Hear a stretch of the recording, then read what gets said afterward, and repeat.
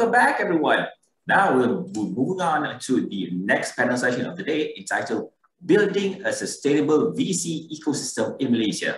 Moderating this session is Dr. Sibapalan Vivekaraja, Senior Partner and Co-Founder of Scale Up Malaysia Accelerator. Dr. Siba has been an entrepreneur and angel investor for close to 40 years. He is the immediate past president. He is also currently the council member of the Malaysia Business Angels Network and council member of the Malaysia Venture Capital Association. Dr. Siba is also the author of the book Blue Sky Innovation, Killer Innovations That Change the World of Business. With this, I pass over to you, Dr. Siba. Thank you very much, Astro.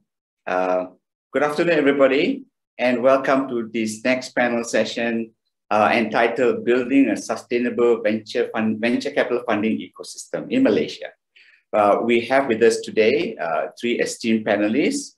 First off, we have Raja Hamza, Managing Partner of RHL Ventures. Next, we have Dato' Syed Haizam. He is the Managing Director of Tuas Capital and the Hive Southeast Asia. And thirdly, we have Yi Chong Ng, I'll just call him YC from now on, who is a partner of AC Ventures. So just a quick update on our schedule. We're just going to do a few things.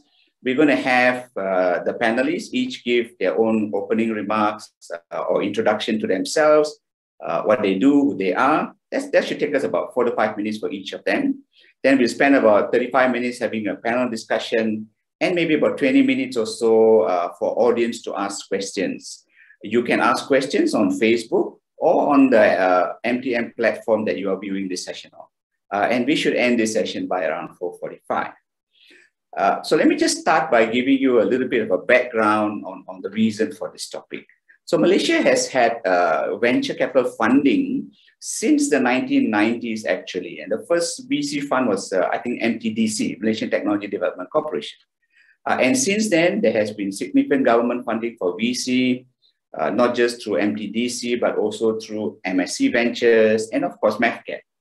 However, despite having 25 years of VC funding, we have a VC ecosystem, but I guess most people would say it's not yet a flourishing VC ecosystem. And many startups complain that there isn't enough funding in Malaysia for Malaysian companies. Now, Singapore started a little bit later than us, and yet they are known as the VC hub for Southeast Asia. Now, while we really don't have to compete with Singapore, and there's no need to, I feel, we still have to ensure that we do build a sustainable VC funding ecosystem in Malaysia so that startups and scale-ups can access the funding they need to make them regional companies. Because without adequate funding, it is really not possible to hire the best talent or to build a global or regional company. And also be able to compete with well-funded competitors in the region. Now, we have seen that Malaysian unicorns like Grab, Qasim, and hopefully soon Aerodyne have all been well-funded. This is one thing about all of these companies, right? They're all well-funded.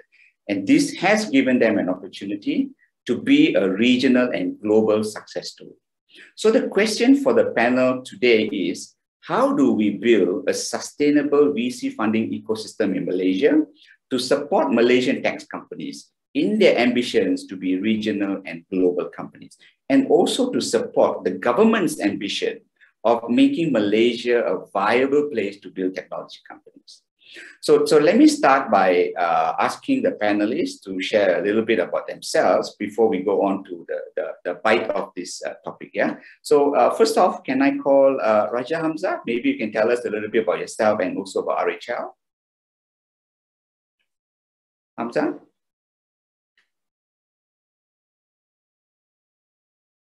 We can keep the session today as casual as possible so we can have a meaningful discussion. My name's Hamza.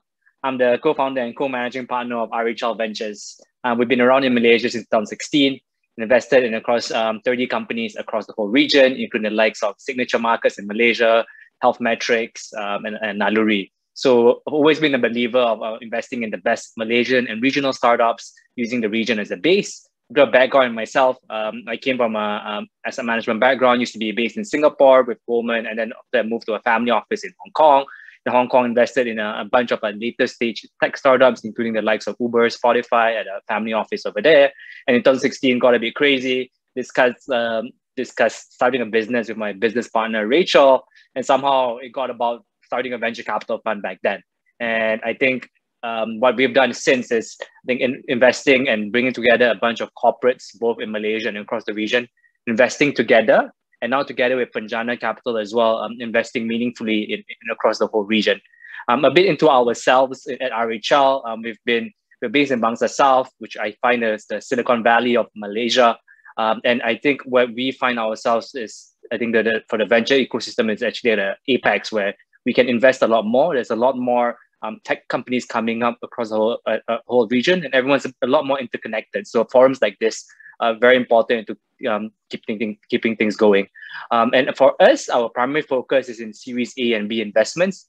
We are partnered with KB Investments, which is one of the largest financial groups in Korea. They are an investor. They are actually the second largest bank over there in Korea. They also invested in the largest bank, which is Kakao Bank in Indonesia, in Korea. So working together with a blue chip partner to actually help Malaysian businesses and also regional businesses scale up. We've invested in, I think this year we've invested in about 6 companies so far, and we are actually on the lookout of more companies to invest. So happy to entertain more conversations with those listening out there. We are on the hunt for good deals, and our team's hungry to invest more capital. I think we're looking at one company in Doc's portfolio at the moment as well. So we are happy to bring more value to the ecosystem. Thank you very much, Hamza. Yes, we Scale Up Malaysia is working with RHL, so we look forward to doing a lot more. Thank you very much for that overview, Hamza. That's really great. And thank you for coming back to Malaysia. We need you guys back in Malaysia. Can I now invite Dr. Syed Haizam to say a few words and share a little bit about yourselves? Thanks, Doc. Yeah, my name's Haizam. I'm the managing partner of Tuas Capital Partners and the Hive Southeast Asia. I graduated in a degree in human sciences. I did a law conversion after that. Then I joined the buy-side world in public equities in FNC investments in London for 3 years before coming back to Malaysia about 10 years ago, whereby I worked closely with institutional investor to set up a private equity and venture capital fund, culminating in Tuas Capital Partners. It's a proprietary private equity and venture capital fund, mainly investing into fintech. We've one of the early investors into the likes of Genexu, Ringgit Plus, early investor into Money Match. Both of them are the Bank Negara Sandbox companies, one of the early ones, and also companies such as Dual Payment Tech and Pulse ID.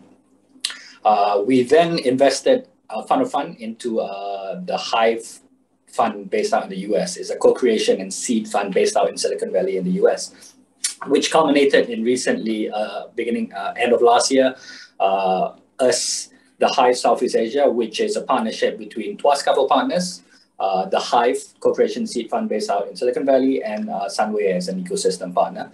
We received a mandate from Penjana Capital through the Dana Penjana National Program to run the co-creation and seed fund for them. Earlier than Hamza, the RHL KB fund, where he's investing into Series A, B funds. So companies that are a bit more matured and revenue generating, we are investing into very early stage companies, pre-Series A.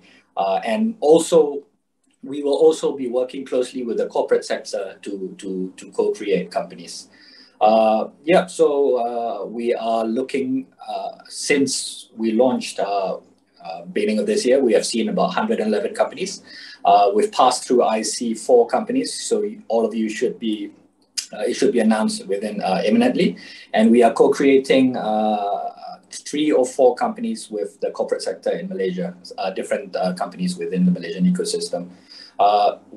Love to have a word with startup founders, potentially even talent that we can use within the co-creation that we are doing with the corporate sector. Again, like Hamza, I've worked closely with Zelia and Aaron of Scale Up and other accelerators. So really looking forward to meet you guys and really looking forward to investing into companies that will digitalize Malaysia. Thanks, Doc. Thank you very much, Haizam. Yes, we are working with you as well. You're looking at a couple of companies. That's really great. Yeah, I love what's happening, you know, especially with Panjana. It's really happening. I'm glad the government is supporting the ecosystem and we can actually see investments happening. And Haizam, you're doing 4 out of 100 and 10, 100 level. That's excellent because most VCs say, you know, they do 2 out of 100 or 1 out of 100. So, you know, you're really exceeding most VCs I've been pleasantly standards, you know. By the quality of the startup. So well done to our ecosystem. That's really good to know. That's great. Thank you very much, Haizam. Can I now invite YC to share a little bit about yourself and your firm, YC? Sure. Thank you very much, Dr. Siva. So a little bit about myself. I'm a fellow Malaysian returnee after spending the last decade plus or so in the UK and Indonesia. I think similarly to Hamza, I started my career in investment banking in London with Barclays Capital. And for whatever reason, I somehow got pulled into the world of e-commerce and venture capital. And that's where I really started diving into the world of startups. And I've been very fortunate to have been involved in the very early journeys of accelerators such as Techstars, Ignite, and Entrepreneur First, even before they had come to Southeast Asia. And that was really the precursor to me feeling left out with regards to the growth that the region has been experiencing in the last couple of years. So post-Brexit, I recall very clearly in my mind, I made the decision to come back to Southeast Asia, pack my bags within 2 weeks and flew all the way and basically set up a new life.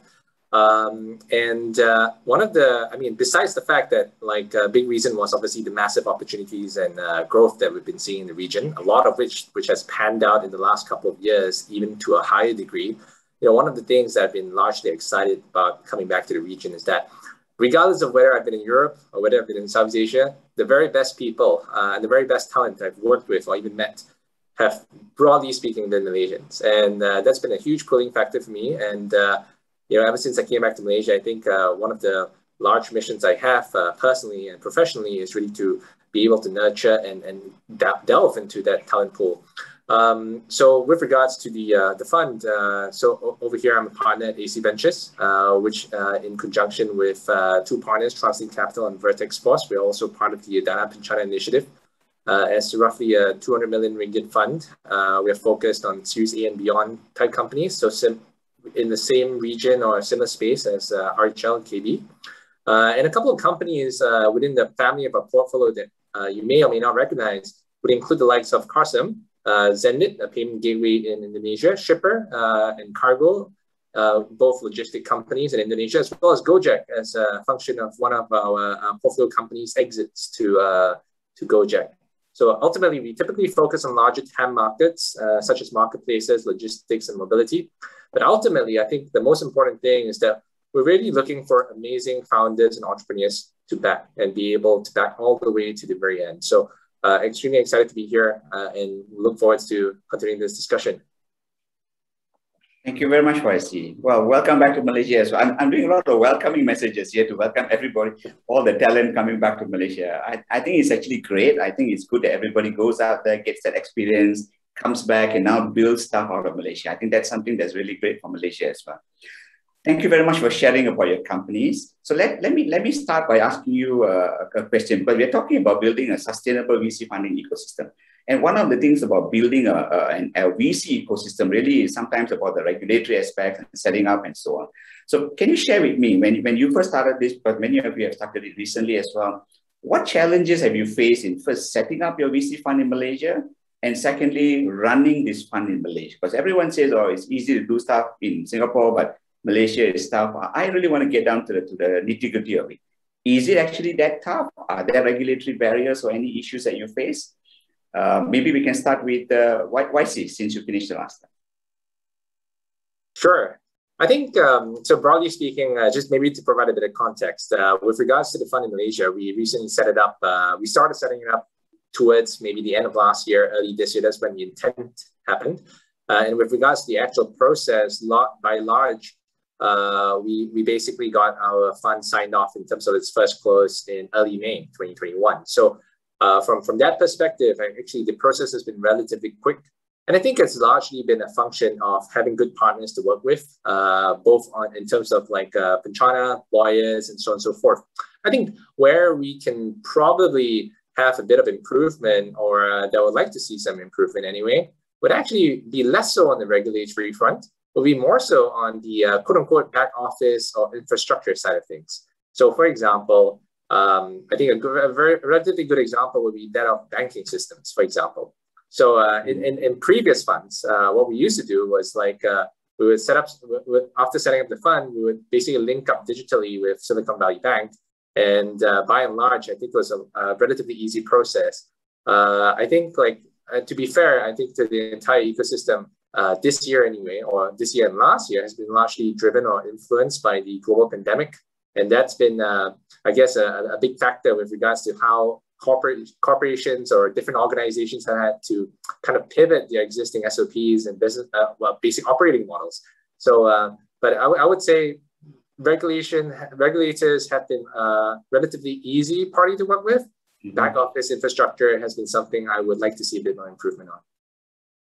Okay, great. That's good to know. Thanks, YC. Haizam, can you share a little bit about your challenges that you face in setting up and running it in Malaysia, including bringing Hive over to Malaysia? Yeah, no, I mean, similarly to YC, I guess we're in a similar position because actually Tuas Capital Partners, we are a PTE Limited. So we're based in, we're domiciled in Singapore. So the Hive Southeast Asia is actually something, it's a new fund based domiciled in Malaysia, right?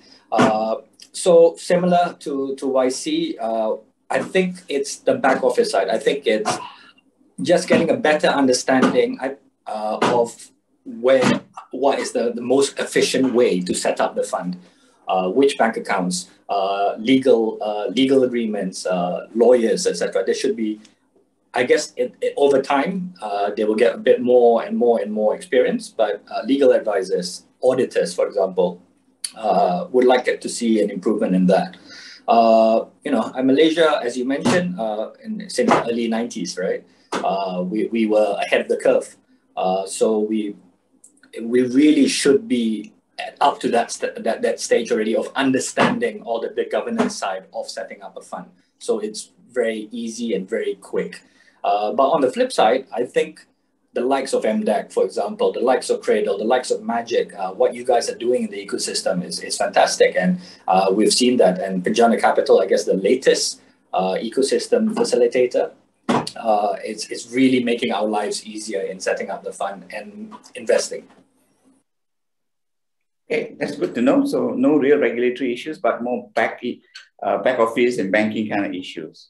That's good to know. Thank you, Haizam. Hamza, do you have any points on this? I think one of the key issues that I think we've had discussions with the SC on this, right? So they've had a lot of engagements with, I'm sure, if the likes of the MVCDC and all that. It's also on the tax implications, so some more investments.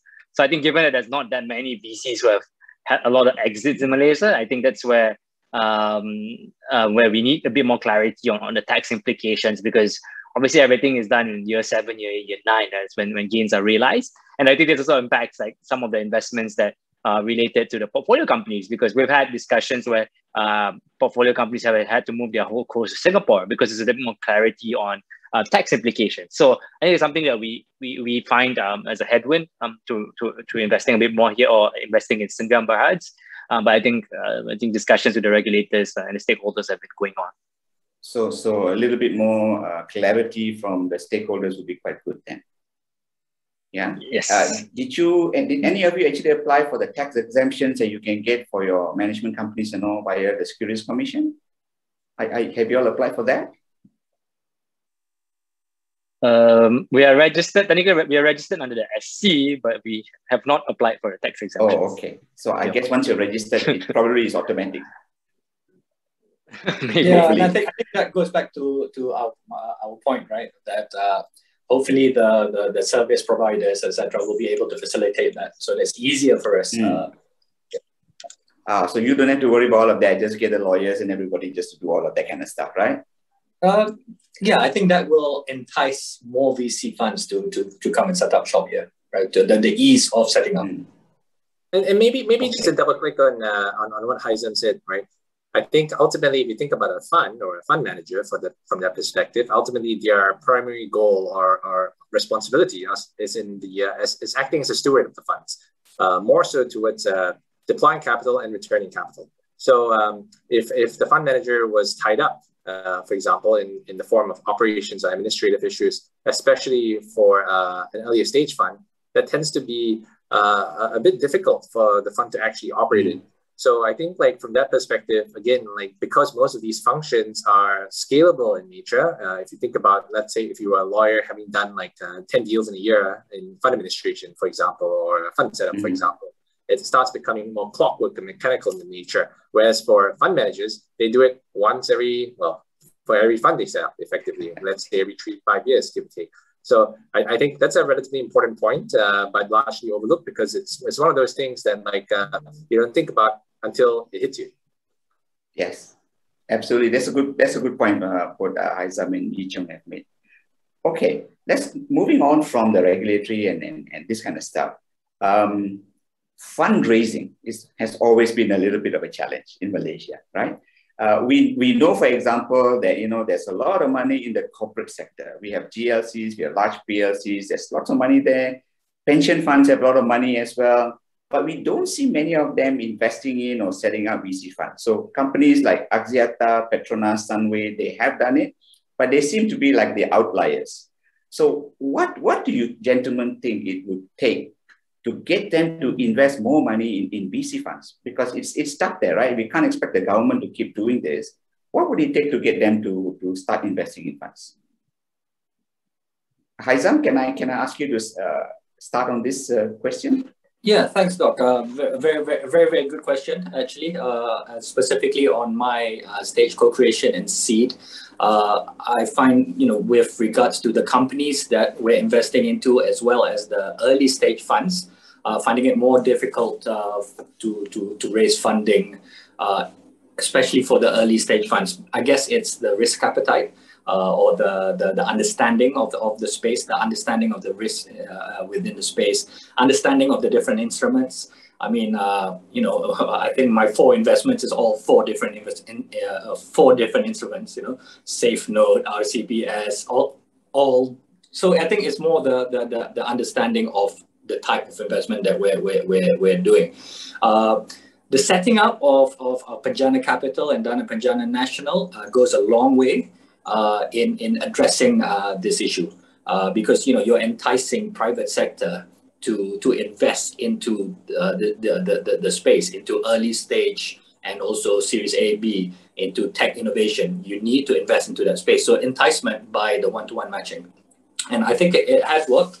Final close is imminent, and I think it has worked definitely with the Koreans coming in, the US investors from Indonesia, from Singapore, from its investment. But with regards to what you're talking about, with regards to local private sector, corporate sector, yes, Sunway has been an outlier. Sunway is our ecosystem partner, and they're quite excited to work with us on the co-creation side.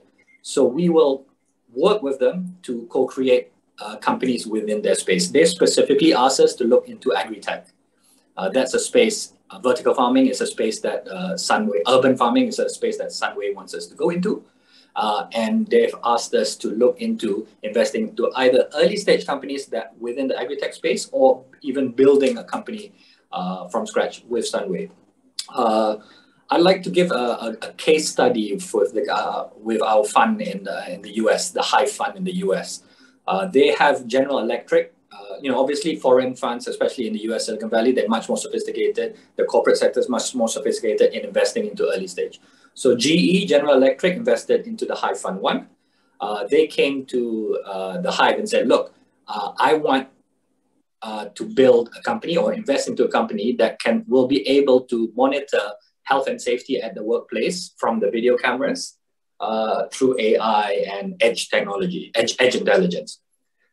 There's no company out there that is doing it. So the Hive built the company, and the Hive helped fundraise, build the company, injected our technology stack, raised Series A and B through other companies like Saudi Aramco, companies like Dell, Bosch, Yokogawa, and now the company is huge. It's a company called Foghorn.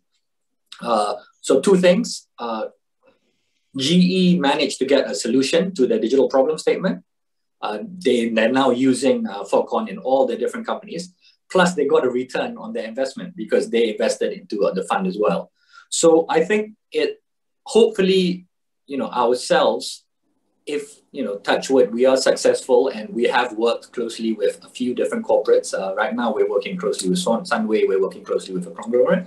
If there are successes out of those companies that we've built, financially as well as use case, then more and more corporate sector investors will come into play. I think really that's it. If you look at Indonesia, very vibrant funding ecosystem because there are a lot of success stories. You've got Gojek there, and you've got Gojek and Bukalapak, etc., all invested by the high net worth individuals, the private sector, the families, and then they invest. It becomes they invest again and again and again. I think we just need a few success stories. Hopefully, the guys in our group, the Dana Bejana National, the 8 funds will be successful. Then the private sector will reinvest. I believe that it needs that sort of domino effect, which hopefully Penjana will create. So it's thank you very much, Alan. Really good points there. So it's almost like a prerequisite that you need to have success stories to entice money to come into the ecosystem, because success stories means you can actually make money. Yeah, I mean, private sector is commercial, right? It's capital. It's a market. So if they will reinvest where they've already made money, so hopefully we can catalyze that. Great. So Penjana is actually a really good start to do this. Hopefully. Hopefully. Proof is in the pudding.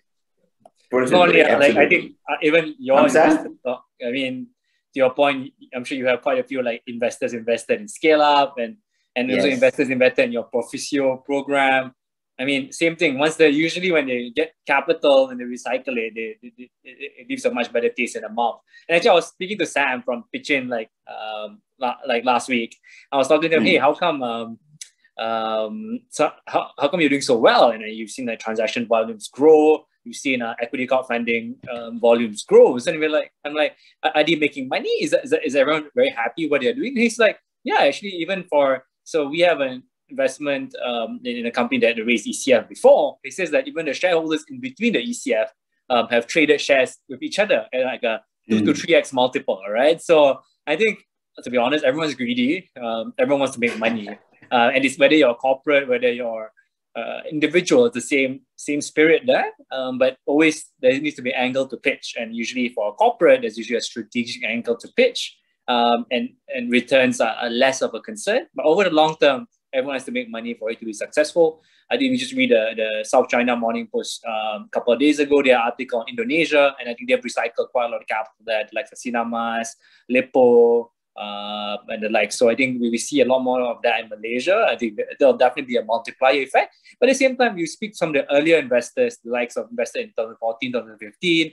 Some of the startups have gone wrong, and they a lot of times they choose not to invest again in startups because they've lost money then. So I guess there's also a point on that side. Maybe just sorry, go ahead. Go ahead, YC. Go ahead. I was going to say, if I recall back to my economic classes, I think a basic principle of economics is that capital flows to where there's very low volatility. And low volatility is a function of basically are people making money, is there enough liquidity, as capital being recycled. So in short, I think when I think about that from that perspective, ultimately as that capital market or that asset class improves in terms of performance, then it just begets more capital. And any initiative that we take, or any government intervention, or any intervention for the matter that helps nudge it along, helps that compound returns over time. Now, maybe to take a quick step back, when we talk about CVCs, and I think also for the benefit of the crowd, I spent a fair bit of time in CVCs back in Indonesia as well, just double click on what Haizam and Hamza have said. I think that's extremely true. I think as soon as they start seeing results, then it becomes a lot easier for capital flow. And I think even though on one hand, there's a lot of capital, quote unquote capital in the ecosystem as a whole, and to most of our eyes, one way of describing it is that not all dollars are green, right? And another perspective of that is that if you're managing $1 million versus if you're managing $1 billion, your deployment strategy is extremely different. It's extremely difficult for a $1 billion fund or a multi-billion-dollar fund to invest in an early stage startup, and vice versa. And corporates effectively have multi-billion-dollar balance sheets. So I think the only way that changes is that as the corporate or as the balance sheet evolves in terms of its behavior and ability to deploy capital, then it becomes a lot easier for that money to flow. I'll give you an example. As a corporate, if they were to invest directly off balance sheet into a company, it is extremely difficult for any given point of effort to occur. So it makes more sense to deploy $100 million versus $1 million. So naturally, as a corporate, you're kind of constrained in terms of your behavior. However, I think as the ecosystem evolves, and this is a huge topic that we're discussing today, and then as corporates then decentralize that responsibility to fund managers, for example, if we find a balance or symbiotic relationship between fund managers or external managers as well as the balance sheet providers, then it starts kind of like greasing the wheels in the system, which then begets the ecosystem. So I think I'm extremely excited to see how that is growing. And again, coming back to the Penchana initiative, it's a huge step in that direction. Yeah, thank you very much, YC. I think Penchana is really a huge step because we do need to show the success stories, right? Let me just on the fact of the success stories. Do you see sufficient exit opportunities? I mean, IPO. I mean, we have lead market, which has its own issues. Our general IPO market here is not really sound. Not many investors want to invest in non-profitable companies, for example, whereas in Australia, they don't mind. Are the channels for exits in Malaysia or for Malaysian companies good enough? If they are not good enough, what do you think we need to do to improve the channels for exits for Malaysian companies and for VCs as well? Hamza, would you like to take a stab at that one? I think the big difference now versus, let's say, 5 years ago is actually there's a huge increase in investors targeting Southeast Asia. And also there's a lot more liquidity in secondary markets, whether it's from an ECF point of view or even from a direct shareholding point of view. So I think the interesting part is whether you're later, usually secondaries become more attractive when it's a bit later. So whether you're Series A, B, C, D onwards, and that's where people start trading your secondaries. And then at the same time, there's always ways to kind of exit at a price that's probably palatable to early stage investors. And I think now, for actually any startup, not only say only Malaysian, there's always guys who want to exit or buy up your shares, assuming your company is doing well. Just at the same time, what is the pricing of that? So, for example, we've had a company called, let's say, Health Metrics, right? So Japanese investors came in. They wanted to also buy us out, but we wanted to kind of stay on for the ride. But I think usually when there are new investors coming to the cap table, there's always demand for shares. And there's always ways to exit accordingly. People say, Malaysia is not as exciting as Indonesia, for example. But I think it's a matter of, in the end, it's willing buyer, willing seller. And when there's a good company, there's a good company. And now with secondary markets, even actually the ACE market, if you see in terms of valuations, actually they're trading at extremely healthy multiples. And if you see the intensity of comments on websites like Lauya and all that, I mean, people are there to kind of make money, right? So I think now it's interesting. I do find that the Bursa news kind of step up in terms of making the bourse more exciting, whether it's the likes of what Indonesia, Bukalapak, pushing for an IPO there. Maybe they can do the same for Karsa. And I think that will kind of bring some excitement to the ecosystem, because as seen through kind of the IPO of CTOS recently, there's definitely excitement into any market, any stock that comes to the market, especially when there's a fintech or there's also a tech play. So I think for most companies within the tech space, there's a space to play. Thanks, Hamza. I know that tech companies on Bursa Malaysia have a very high PEs at the moment, right? They're all flying sky high. Yeah, like I saw like for CTOS, they're trading at 55 times, right? So you're like... Exactly. It's amazing. You would never have thought that possible, right? On that note, Dr. Siva, I mean, I see early stage companies. I think that's one of the, I guess, potential feedback that I give back to a lot of the companies is that the valuation, I mean, the valuations that we see with a lot of the companies are a bit, pie in the sky, and it's, I've seen 60, 70 times revenue. It's like, wow, complete. That's just so I think I guess that's where the ecosystem we can learn from it. We can learn from each other. Following on from Hamza's point, also going back to Dana Penjana National and the Penjana Capital, the program is that what we're excited about is that they're creating a funnel, right? So from my stage, really early stage, pre-Series A, seed, then you have Series A, B, where Hamza and YC are. Then you also have the two funds in growth stage, and then you also have venture debt. So the idea is that the companies, when it's high risk, or potentially just about to be revenue generating, it's still they're still developing the technology. Where it's very high risk, then you can bring the companies up to Series A, B, revenue generating, and then you growth.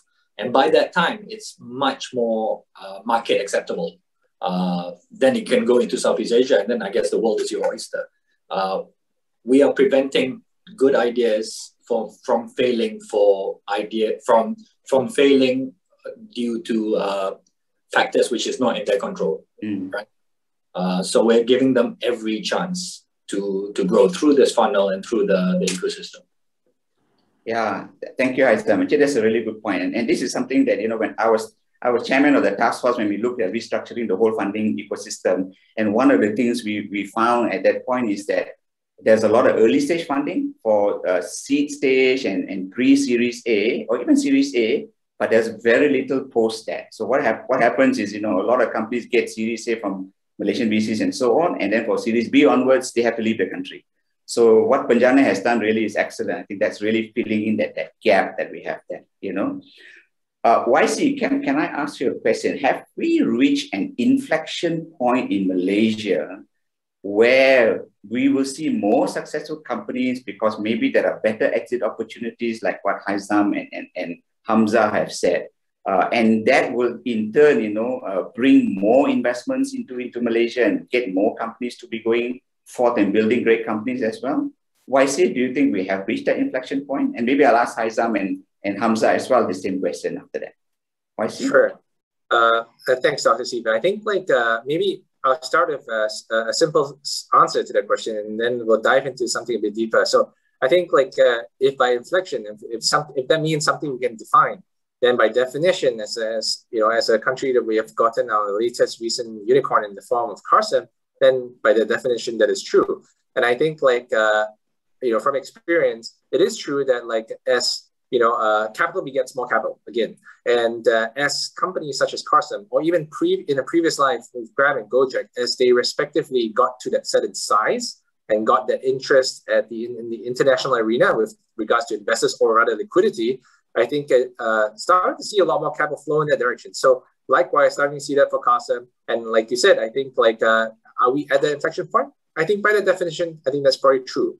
But I think let's take a quick step back and let's divide that up into two parts. I think are we at the inflection point of I guess that change in the ecosystem? Let's look at it internally and externally.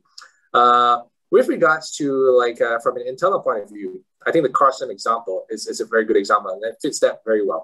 But let's look at it externally. I think in the past, or I think if you look at it from a very simplified lens, which we should not, but from a very simplified lens, from a TAM perspective, a total addressable market perspective, then naturally it looks like Malaysia with its population of 30-odd million people looks significantly smaller than everyone else. And I think on that basis, on that definition, that is largely true. However, I think if we take it one level deeper, so what's actually more important than the TAM is the SAM, or the serviceable addressable market. This is the actual business or revenue that a company can actually generate from a particular market. And actually, this is arguably the more important metric to look at because that is what's more realistic or feasible within a particular time frame. So as a good example, I think despite its significantly smaller population, GDP per capita in Malaysia is actually top 3 in Southeast Asia. And that lies below Brunei and Singapore, both of which have significantly smaller TAMs. So actually, Malaysia is extremely attractive from that perspective as a SAM market because a lot more people are able to afford or pay up for certain goods or services. So I will not name names, but like recently, I've met Series C and Series D companies based in Indonesia that at that point of growth, they need to internationalize beyond their domestic market. Malaysia seems to be increasingly the name or the country that keeps popping up again and again with regards to the #1 destination to grow into for internationalization purposes, and is largely driven by SAP. That's really an interesting point. It's a positive thing, and it could be a challenging thing for Malaysian companies as well if everybody wants to come over here. I think yes and no. I think iron sharpens iron, and I think if we live in an environment where we want the ecosystem to grow, do we want it to grow organically or inorganically? Ultimately, I mean, I don't think there's a right answer, but it's probably a combination of both. And I think like as long as that quality keeps rising, we're on a good path. Okay, thank you, YC. Hamza, what's your thought? Have we reached an inflection point for investments in Malaysia for our companies to grow? I mean, okay, I think now with Carson hitting unicorn, I'm hoping I've been telling Eric, hey, you gotta invest in more Malaysian startups because now you're multi-millionaire on paper. You gotta pump more money and make other people millionaires in the future, right? So I think that's one key point to kind of just put it out there. I think there needs to be more of recycling of capital for those who have exited. And I think number two, in terms of an inflection point, I guess inflection point is quite a strong word, but I think in terms of attractiveness of startups in here. So if I look at it from my Korean lens, or my Korean partners lens, I think there's definitely good opportunities over here in Malaysia, and it's the market that we've been looking on for the past 5 years. But honestly, no one has really kind of handheld them into investing here. And I think working with big capital partners and to invest a bit more here, I think will add a lot of meaningful effect to the local ecosystem.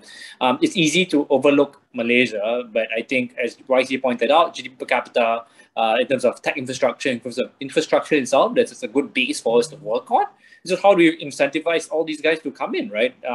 If you see what Grab is IPOing at, which is like 40+ billion, and the reason they can command that kind of valuation is the regional story, and usually the regional story includes Malaysia. So maybe at Series A it won't matter so much, but at later stages it does.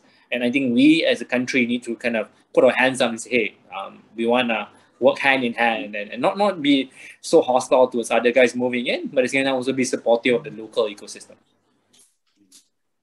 Thank you, Hamza. Haizam, what are your thoughts on this? Yeah, no, I mean, obviously Malaysia riding off the global trend. So digitalization into the fourth industrial revolution. I think Malaysia is doing a fantastic job by creating that right ecosystem. Obviously, the digitalization blueprint, the setting up of Penjana Capital, and Dana Penjana National, inviting foreign expertise, the likes of Hanwha, the likes of KB, the likes of AC Ventures, the likes of the Hive in the US. You know, the Hive in the US have created, my partners have created 30, 35 companies with the likes of GE, the likes of Rakuten, with the likes of all the multinationals around the world. So bringing that expertise, bringing that experience into Malaysia will catalyze the whole ecosystem. Yeah, so it's the right time. That's why one of the reasons why I'm really excited, at, especially the stage I'm in, because very early stage, the stage you are in as well, Doc, with Scale Up. Yes. Because really, nation building, right? Tech companies are going to drive the economy into the future, into the fourth industrial revolution. And both of us, myself and yourself, Doc, we are playing at the very early stage, and we can conceive these ideas, and then YC and Hamza can come along and develop them further to take them to the next stage. So yes, very much an inflection point. I think Malaysia is a good place, very safe place for companies to start up, to test their products very quickly and expand into Southeast Asia and the world. Thank you, Haizam. I hope all the startups are listening to all of this. We have 3 amazing VCs here telling you some really wonderful stuff. So I hope you all take this to heart, that, you know, this is actually a great place to start a business and great place to do stuff, right? And Haizam, you're right. No, we are working in that earlier stage, not so much at the idea stage kind of early, but the early growth stages, right, where we see a lot of opportunities as well. Before I go to questions from the audience, I think there's one, but I just want to ask one more question, right? What do you see as the biggest, as a VC in Malaysia, whatever stage you are at, what do you see as the biggest opportunities for you in your line of business, in your fund? What are the biggest opportunities in Malaysia? Haizam, since you're here, you can start. Yeah, okay. So I mean, going back to the mandate that I got from Penjana Capital for the Hive Southeast Asia, the rhetoric, because it was part of the Penjana Economic Recovery Plan, the rhetoric is really investing into technology companies that will drive and digitalize Malaysia into the fourth industrial revolution, the new normal, hence economic recovery, right? So I've seen a lot of different companies that can drive that. So just going back to the four companies that I was talking to you, that I mentioned that has passed IC, I'm actually not going to name them yet because it's not been formalized yet, but it's passed IC. So hopefully we can announce them. One is Earn Wage Access Company. Another one is financial literacy for gig workers. And another one is API for API InsurTech. So fintech, but related to economic recovery, related to the whole rhetoric, digitalizing Malaysia to help the economy, help everyone. One co-creation that we're working on is within the online delivery space for groceries. I think everyone can resonate that during the MCO. My wife, for example, was WhatsApping someone to order vegetables and fruits. And then the uncle will be driving his lorry that he rented out and delivering it. So we are going to co-create something that will enable,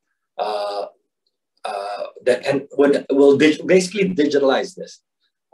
Potentially, Makcik Kia in Pahang, who's selling ayam madu to her pekan, she can digitalize through our platform and obviously reach out to a much larger audience. We can then source from the local farmers. We can then source for local fishermen. So, I mean, really answering your question is, there is going to be an inflection. There is going to be a bounce back from this economic recession, economic situation that we're in because of COVID. And I believe that the bounce back is through digitalization, right? In the new normal, the fourth industrial revolution. And for me, the opportunity is getting into companies that will facilitate that. And obviously, nation building, yes, but obviously we're going to make our multiples as well, because those companies will be the new normal. Hopefully everyone will be ordering from this digital platform that I'm co-creating. Hopefully. Let me know what it is. I'll get my wife to do some ordering too. Thank you, Haizam. Just to add on a little bit more flavor for YC, talking about the biggest opportunities of VC, what do you think 2022 and 2023 are going to look like? I mean, are we going to see a big bounce back? I mean, following on from what Haizam has just said, is there going to be a boom time, or are we still going to see some slow growth over the next couple of years? YC? Wow. Okay. So Doc, those are huge questions, and I think it extends beyond venture, right? It sounds like a macroeconomics type question. For your companies to grow too, right? For your companies to grow as well, right? Of course. So I think that you hit on quite an interesting point, right? I think if I were to reword the question, it would be, what are the expectations over the next couple of years? And based on those expectations, what are the mega trends or the waves that we expect to happen and that we hope that we can ride on, right?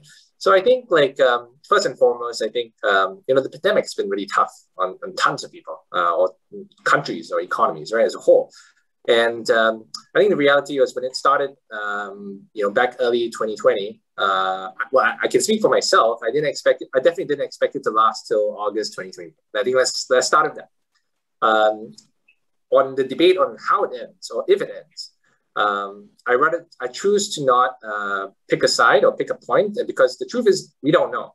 We won't until it's in hindsight, right? So I think, broadly speaking, in terms of my expectations of macroeconomic trends going forward, is first and foremost, I think what we've seen is that from both, I guess, health-related metrics as well as manufacturing economic-related metrics globally, cases seem to have reached a peak of sorts, especially in the last couple of weeks. Yes, it's arguably high, but it seems to be decelerating on that basis. Now, we hope this is one of the last peaks we've seen as opposed to a precursor to another peak. But I think that's a debate for another day. I think secondly, I think what has been extremely encouraging, on one hand anyway, is that economies as a whole have been recovering as they've been reopening and I guess acclimatizing to the quote-unquote new normal. People have been changing the way they work. People have been changing the way they manufacture or even operate, whether from a small company perspective to a country-wide perspective. I think those things, as human beings, I guess we as human beings, we're doing our best to figure things out within this environment. So I think from a macro point of view, I think we'll continue to recover, hopefully eclipse that. I think that's step one. But what are the changes that will come out of it? I think that's where it gets a bit more interesting. What are the ways that will happen? I think first and foremost, as Haizam just pointed out, from a lot of things are changing from the way we behave, how we shop, how we travel, how we work, and so on and so forth. And I think from those mega trends, you start to see a lot of sub-niches start to pop up already. And I think those are already a couple of waves that are happening and have gotten a lot of interest. Take, for example, Zoom. It's a huge company now. And like, I think back in the day, most people have argued, like, how is this company going to compete against Skype? And the reality is it had a better entrepreneur, it had a better product, despite being like, it looks marginally better, it's still a better product. And it was easy to work with. And it allowed people to ride on that wave.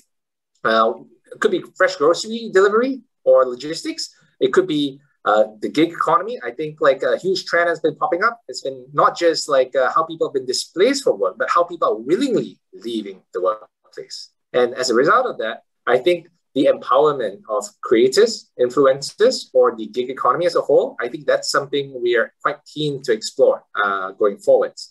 I think last but not least, I think something that Hamza mentioned a bit earlier was the rise of fintech as a whole. And I think like, especially, nowadays, it's a lot more difficult to go to the bank in person anyway.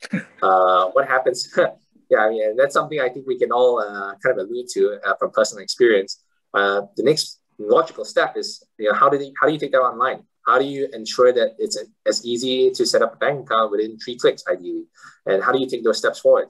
From a trends perspective, there are huge trends going on. Personally, if I were to name top 3, I think the first one would be B2B empowerment by verticals. So if you think about whether it's infrastructure or whether it's even like building materials or like accounting software, for example, we're going to start to see a shift in these verticals. And even if you've imagined it in the past, for example, Xero, what does Xero 2.0 look like? And how does that fit into the model? I think that's one good example. So B2B verticals. I think the second thing would be what we call embedded finance. So I think finance 1.0 was probably like lending, because it's always easy to give money away, right? I think finance 2.0 or finance 3.0 will then be how do you connect the different pieces of software to work together? What does a neobank look like? How does a neobank connect to SME lender, for example? So I think embedded finance, whether it's in form of early wage access, as Haizam pointed out earlier, or financing as a whole, I think will be an interesting point of view. I think last but not least, and like this is probably my personal favorite, which is extremely nascent and extremely far away, will be the growth of the Sas industry, this side of the world. So Sas as an industry, subscription as a service, software as a service, is very, very nascent, even globally. So it may look a lot more developed in the West, but I would argue that we're still in the very early innings of this industry. We started seeing shift towards India. And now I think towards, especially as SMEs globally have started to rise, that's the next logical step, but I think it's like a 5 to 10 year journey. So these are the top 3 things I'm looking at. Wow. Thank you very much, YC. We can write the whole thesis out of what you just told us just now. Thank you very much. Very, very good insights there.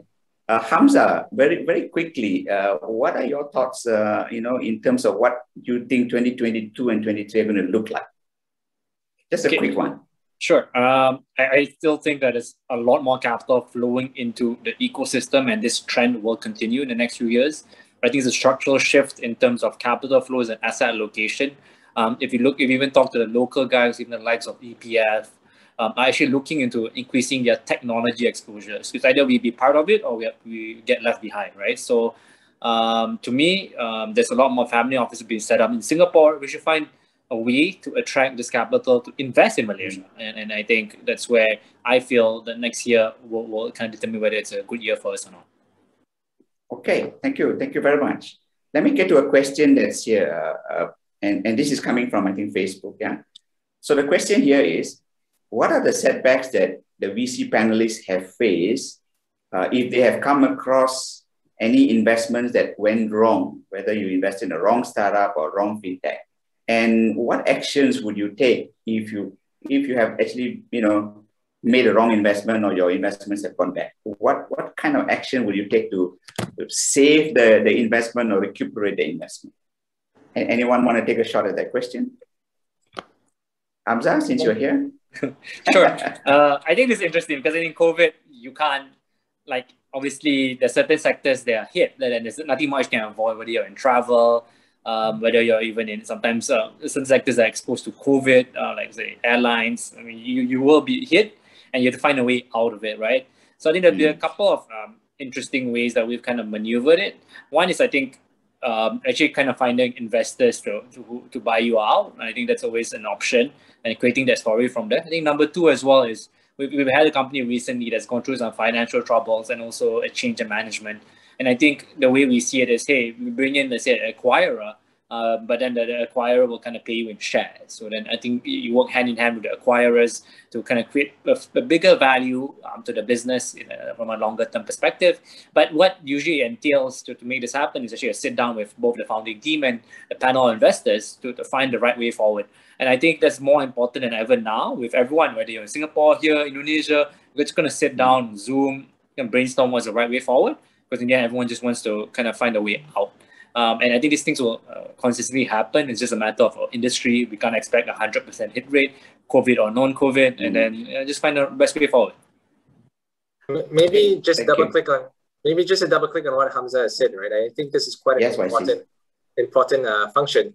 Is that ultimately, I think the relationship between a company or an entrepreneur and his investors is sort of similar to that of husband and wife, right? Ultimately, you sign a piece of paper, you're tied for effectively quote unquote life, and then you've got to ride out a journey together.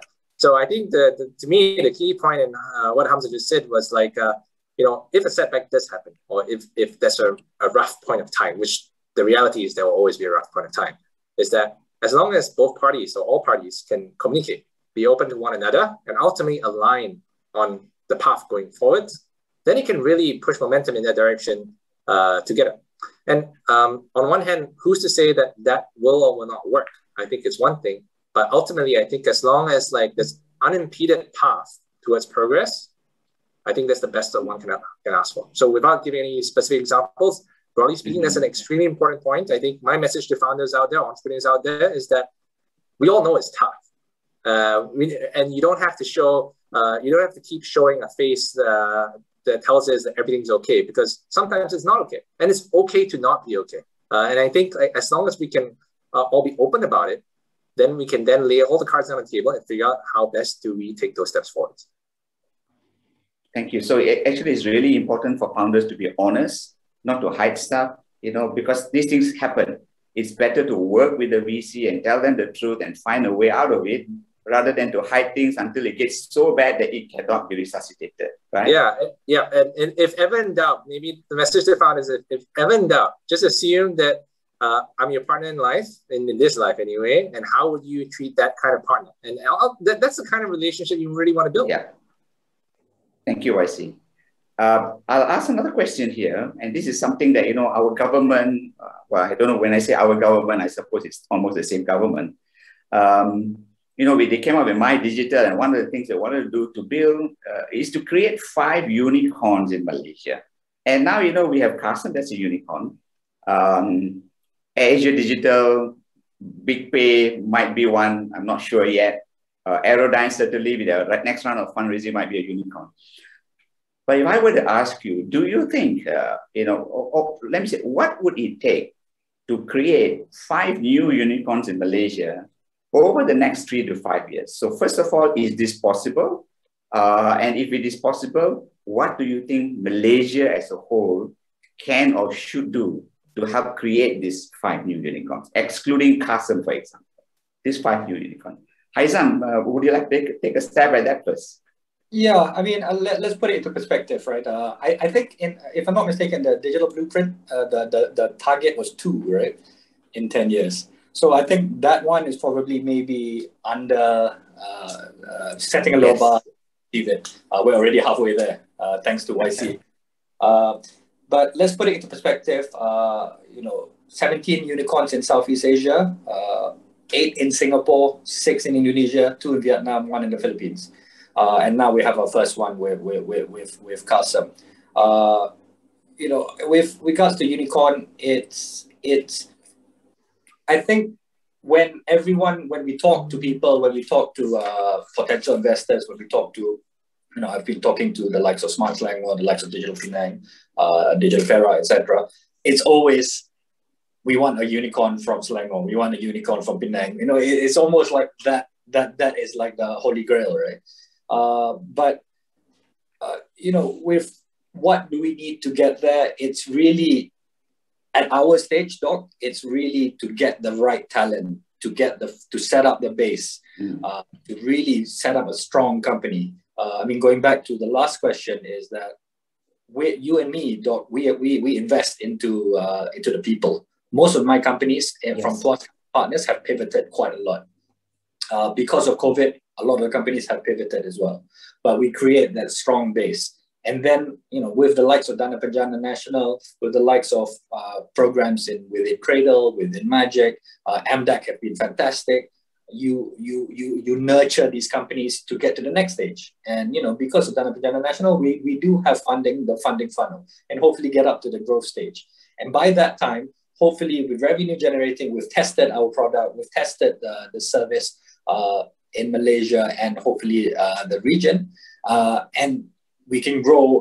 We can grow further, having made that company bulletproof.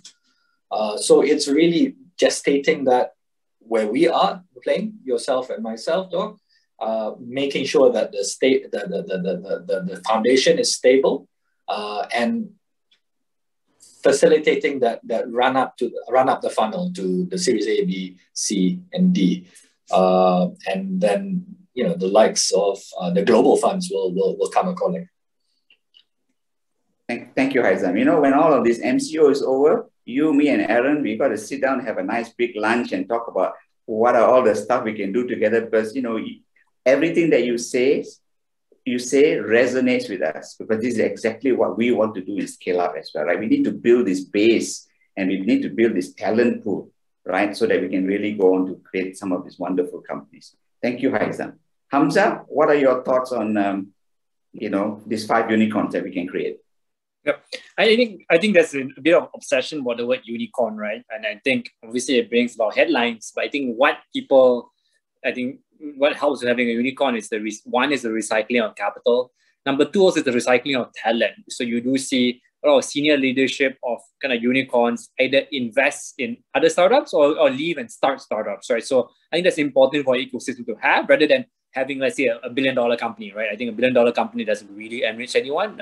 It just provides that kind of halo effect. So to reach that target, kind of 3 to 5, I don't think it's too difficult. It's just when do we reach it? We reach it in, let's say, 5 years. I think it's a bit too slow. If it's within 2 to 3 years, I think it's a nice kind of tailwind to the ecosystem. And I think if you are talking about 2 or 3, there's Aerodyne, that's probably will come into play next few years. If you talk about the e-wallets, the Boost, the Touch and Goes of the world, given the transaction base and the user base, they'll probably reach that sooner or later. So I said, in 5 years, they'll probably reach that. In 3 years, I don't know.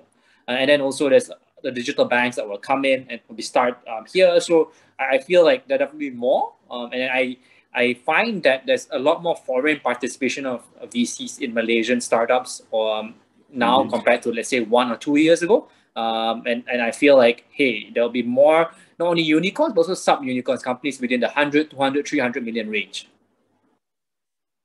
Thank you. It's interesting that, for Scale Up Malaysia, we've been receiving calls from some very, very large American VC funds. I mean, when you talk about, like the top 10 names, we're actually getting calls from them, and they're starting to talk to our companies. So I think, this whole thing about, what Grab has done and, putting us on the map, and what Kasem has done is putting us on the map. They're actually coming and looking at deals. Of course, most of our companies are not ready for them. but they're exploring anyway. They're having conversations. They've already started talking to like 5 of our companies, and these are big names, you know. And they're not yet in this region, but they're starting to explore. So that's really quite interesting, you know, that they're starting to come in. Obviously, you know, that inflection point that I was talking about, you know, people like Grab and all that have started doing things that's putting us on the map, you know. I agree with you. I don't think, you know, the My Digital plan of getting 2 unicorns in 5 or 10 years, I think that's really, really underrating Malaysia. You know, I think we need to talk about a lot more of these numbers. YC, what are your thoughts on this, YC? So, you know, from the question I've heard, Doc, like, it was like, how do we get 5 unicorns in 5 years? And so, you know, the cheeky side of me was thinking, actually, that's really easy. If you gave me $5 billion and a single dollar on top of that, I could create five unicorns in 5 years relatively quickly. But I think the reality of that, I think, and to double click on something that both Hamza and Haizam said, is ultimately these companies, while we look at it in the back rear mirror, ultimately are made up of people. So human capital. And if I were to focus on one point, and that point being talent, I would take a bit of a slightly different approach to it. So first and foremost, you know, if I think back to when I was younger and a kid in school, right? Like I was really lazy. So you know, as a lazy kid in school, how do you pass your exams or do well in exams enough that your parents are happy or your teachers are happy? And the easiest way to do that was, number one, you could cheat. Or number two, you could find out what questions are coming and prepare the answers for that ahead of time. Now let's take the former and lock that up in a cage somewhere, because we're not supposed to say those kind of things. But in terms of hacking the system and ensuring that that level of talent is up to a certain standard or ability to take things going forward. And now coming back to one of the things I said in the very beginning of this panel was that Malaysians were one of the best people I've ever met throughout my entire global journey, whether it's in startups or whether it's in banking and so on and so forth. So from a fundamental talent perspective or level perspective, I have no doubt that we have what it takes to do what we need to do to get there. I think that's number one. That's no doubt there. But I think with regards to the second point, which is really no one is ever born a natural entrepreneur. You can't learn this in school, and you never thought this as a child, right? Like, I think ultimately this is part of a journey that you go down and you figure out, you make mistakes and you fall down and you get up again and you keep going and going and going. So the quickest way to hack that, and barring the solution of like having more textbooks around it, is really increasing that network of exposure towards the ecosystem. And the fastest way you can leverage off that fact, like, so the analogy is obviously getting the questions from an exam before the actual exam. So you get people who have been there, done that, and you bring them into the ecosystem, let that proliferate, let that talent grow, let that compound over time. And then we get to a steady state, which allows for that outcome, whatever that outcome may be. In this case, the outcome is 5 unicorns in 5 years. So I would highly encourage companies or even organizations and bodies to find ways in which we can enable this talent to proliferate, not just from our existing base. So if you think about a compounding function of like a number to the power of something, like how do we increase both the base number as well as the compounding power? The natural answer to increasing the base number is you just get more of it. And I think, thank you very much, YC. I mean, I'm glad, you're all talking about talent, because there's a lot of questions that we always get asked on whether there's enough talent in Malaysia, whether the talent is good enough and all that. I think we can really dispel that notion that, there's no talent. We have great talent. Sometimes the talent is not in Malaysia. They may be working outside Malaysia. But I think if the opportunities were great in Malaysia, they probably would come back. So gentlemen, we have 5 more minutes before we end. So before we end, I'm going to do a very quick summary, but I'd like you all to think about if there was one single factor that you believe will make Malaysia a stronger ecosystem for venture funding, what would that single factor be? What's the most important thing for venture capital to be more sustainable in Malaysia, right? So just give me a minute while I just do a quick summary while you guys are thinking about that. So I think I'm glad that, we had this awesome panel of these 3 gentlemen who have shared quite a lot of insights, lots of experience here. I think, one thing we agree is that there's a lot of opportunities in Malaysia. We can build a sustainable venture ecosystem in Malaysia. I think there are a lot of things in place. Funding is starting to come in thanks to Penjana. I think the gentleman think that if we see more success stories, if we see more exits, that will enable the recycling of funds. Plus, that will show other investors, especially the corporates and the pension funds, that that you can actually get good exits, you can make some money, because a lot of them are driven by the returns as well. If we can show more exits, we can show better returns. I think we're quite positive that more funds will come into the ecosystem and that we can build something great. And I think Penjana has been a really good start for Malaysia. I think the panelists have also shared that next year it does look good. We do seem to have reached some kind of an inflection point. So it does look good going forward as well, right? So I think we are in a really good space at this moment. People recognize us. We've got some unicorns here. And that's actually driven quite a lot of interest in Malaysia as well. So gentlemen, 1 minute for each of you. If there's one factor you think that will make a stronger ecosystem for VC in Malaysia to flourish, what would that one factor be? YC, would you like to take that? 1 minute. Sure. I think the first and final thing would be talent. So I think for all of you out there who are thinking about starting up, I think my advice to you would be this one thing that I hold dearly to heart. Firstly, as an entrepreneur, you're not a risk taker. You're a risk manager. So what that means is ultimately, if you look at the problem statement you're trying to solve for, your job is to figure out how you solve that problem with as minimum amount of effort, capital, and time as possible. Think very deliberately about how you want to do that and address it accordingly. I know that sounds extremely generic, but ultimately, as an entrepreneur, that is your sole responsibility. Thank you, YC. Very nice, very clear, very precise. Great stuff. Great advice for entrepreneurs. Hamza, your one factor? I think the biggest thing to me, sitting from an investor's point of view, is for all the startups listening out there, is I think push for investable companies, and what that relates to me is exits. And I think now with an exit environment that's very, very fertile, we should find ways to either raise more capital or exit to other investors, or find ways to de-risk capital for your earlier stage investors so they can invest in other things too. Actually, you look at a lot of families, a lot of businessmen, a lot of them have invested capital into you. Be creative, find ways to help everyone get exits, and then we'll find a lot more capital flowing into the ecosystem then. Thank you, Hamza. Good point too. Haizam, you have the last word. Yeah, no, I'm just going to get more of a macro feel to this. Just going back to the Penjana National, etc., the objective, that we need to get a right mix between public and private, because I think it both goes hand to hand. If we get that right mix, we'll be very, very successful.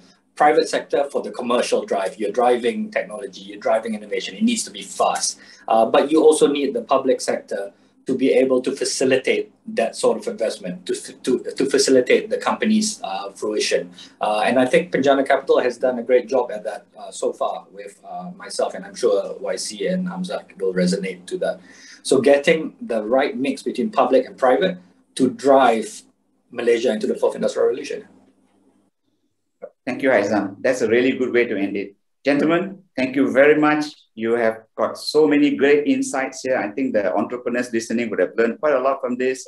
I learned a lot from this as well. I want to thank you for joining us on this panel. I want to thank MDEC for having us here as well. Stay safe, everyone. Go forth and build great companies. And Haizam, we got to talk, man. We got lots of stuff we can do together. Thank you very much, gentlemen. Have a great day ahead. Hasrul, over to you. Thank you very much, sir. I really appreciate it. Thank you, everyone. Thank you, gentlemen, for that great session on the VC ecosystem in Malaysia. Yes, we can all see that tech companies will definitely be driving the economy in Malaysia. Thank you, everyone out there.